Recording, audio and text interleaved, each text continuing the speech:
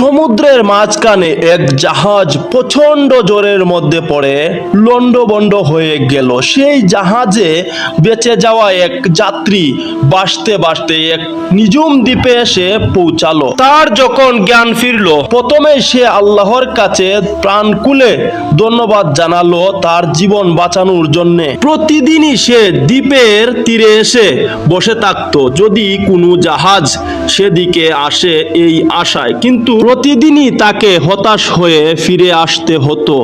এরই মধ্যে সে সমুদ্রের তীরে তার জন্য একটা ছোট্ট ঘর তৈরি করে ফেললো।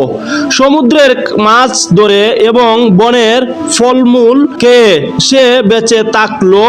এরই মধ্যে সে একদিন খাবারের খুঁজে বনের মধ্যে গেল। বন থেকে সে যখন ফিরে এলো তখন দেখলো যে তার রান্না করা চুলা থেকে আগুন